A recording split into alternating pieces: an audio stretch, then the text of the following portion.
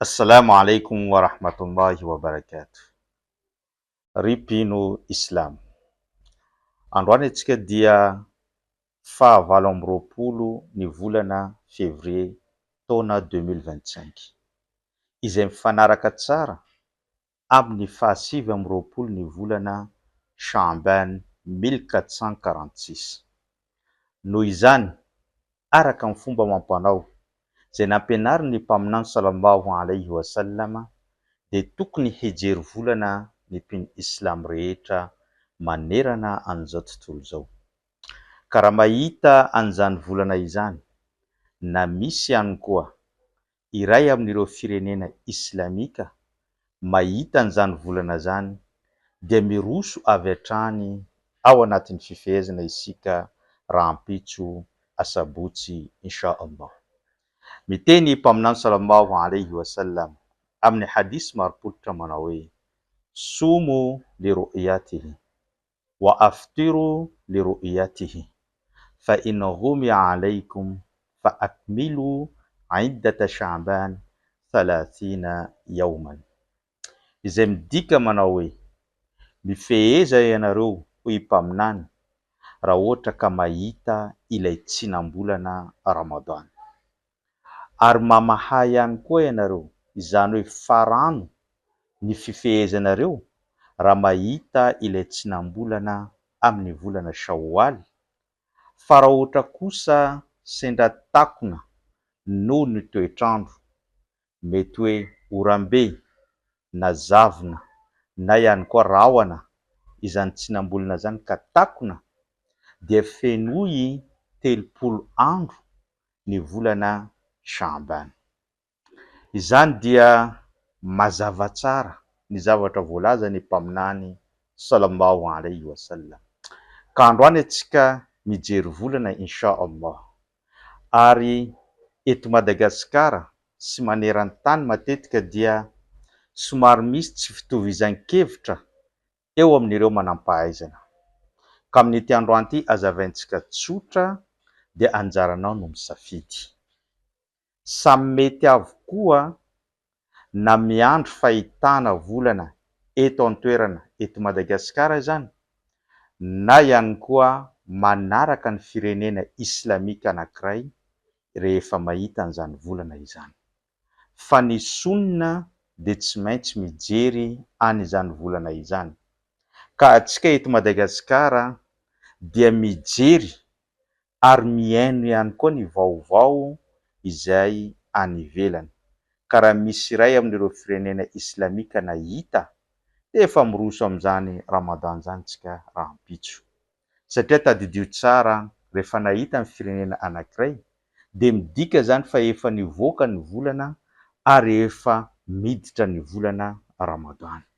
Ka insha Allah antsika rehetra samy ahatratra ny volana Ramadan, ary antsika rehetra samy ahavita adidy masina ao anatin'izany volana Ramadan izany.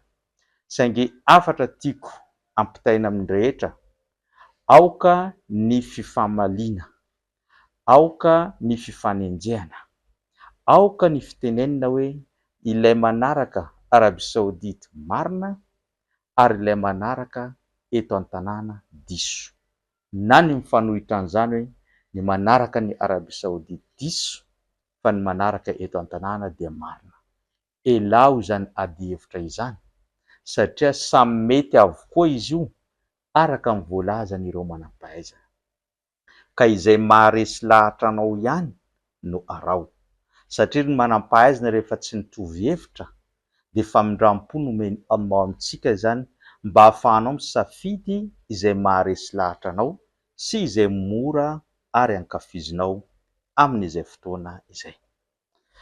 Insha Allah, raha ohatra ka mahita volana antsika androany alina, dia tadidio tsara fa ity zavatra ity no hitranga araka ny voalazan'ny mpaminany sallallahu alaihi wasallam.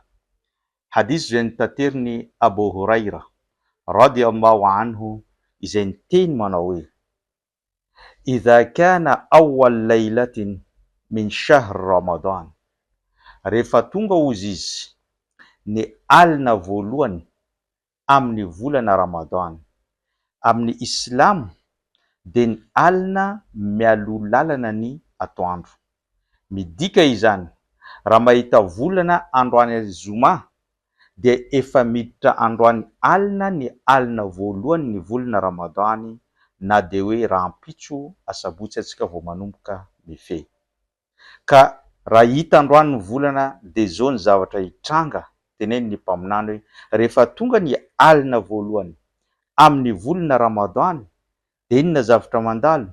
Sufidati shayatin, fatorany Allah ary diny Allah tsy afa-mihetsika ny devoly rehetra izay manelingelina antsika amin'ny volana Ramadany. Wa maradatul jinn, ary voafatotra tahak'izay ihany koa ireo jinn maro sy ny jinn rehetra eto ambony tany. Manaraka an'izany dia wa ghullikat abwabun nar falam yuftah minha bab, ary akatony Allah, idiny Allah avokoa ireo varavarany afobe ka tsy misy na dia iray aza misokatra amin'izay fotoana izay. Ny afobe dia manana varavarana anankifito, ka idiny Allah izy fito ireo tsy misy na dia iray misokatra. Wa futtihat abwabul janna falam yughlaq minha bab, ary sokafany Allah ihany koa mandritra ny 30 andro volana Ramadany ny varavaran'ny paradisa sy varavaran'ny lanitra, ka tsy misy na dia iray amin'ireo varavaran'ny paradisa misa 9 mikatona amin'izay fotoana izay.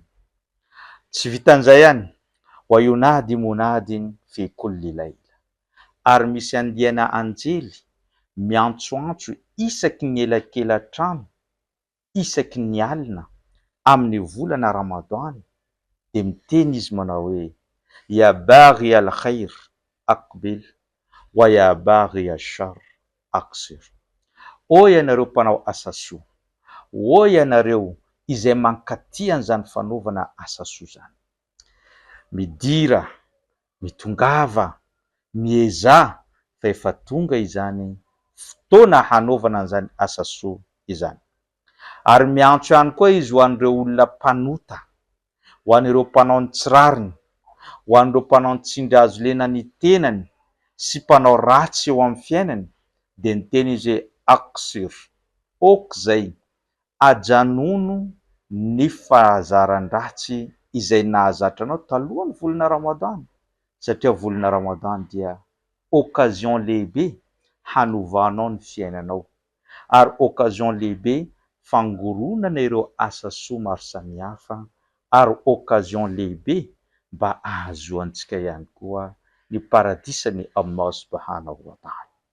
Ary nofarana ny mpaminany sallallahu alayhi wa sallama izany hadis izany amin'ny teniny manao hoe walillahi untaqa'u minan nari wa dhalika kulla layla, ary Allah mandritra ny volana Ramadany dia manavitra na ihany koa mamoaka andian'olona ataony fahobe ny fanavotana ireo olona efa voasoratra makany amin'ny afobe, dia averina izany ka miverina miditra any amin'ny paradisa.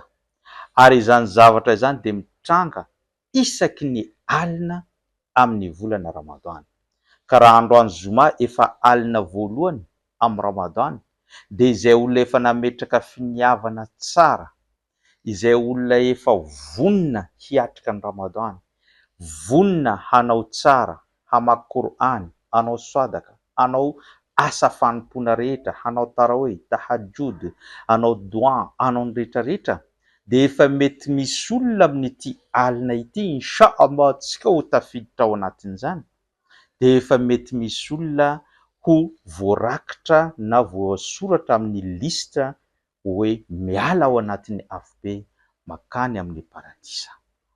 Io hadis io dia hadis marim-pototra, ary hadis manome antsika karazana herim-po hiatrika an'izany volana Ramadany, volana manana maha izy azy, ary ireo rehetra izay tenenitsika ireo dia tsy hita no sady tsy tazana amin'ny volana hafa, fa ao anatin'ny volana Ramadan ihany no misy fisokafan'ny varavaran'ny paradisa sy fikatoanan'ny varavaran'ny afobe ary ny famatorana ireo devoly, ary misy fanavotana faobe isaky ny alina, ary aza dinoina fa ao ihany koa misy ilay alina lehibe anankiray antsoina hoe Laylatul Qadr, izay alina tsara lavitra mihoatra ny harivolana na 3 taona raha atao kajy tsotsotra izany. Noho izany raha lasa nabavy anatin'ny finoana Islama, apetrao amin'ity alina ity ny finiavanao, hifehy, hanao fanompoana ary hanakim-po tanteraka amin'ny Tompo Allah subhanahu wa ta'ala. Zay no fampatsiavantsika tamin'ity androany ity. Saorako anao nanaraka an'izany hatramin'ny farany. Inshallah ho hisy video iray isan'andro ho alatsaka antsika eto mandritra an'izany volana Ramadan, ho fampatsiahivana sy fampianarana antsika mahakasika an'ireo zavatra izay misy fifandraisany betsaka amin'izany volana Ramadan izany. Wassalamu alaikum wa rahmatullahi wa barakatuh.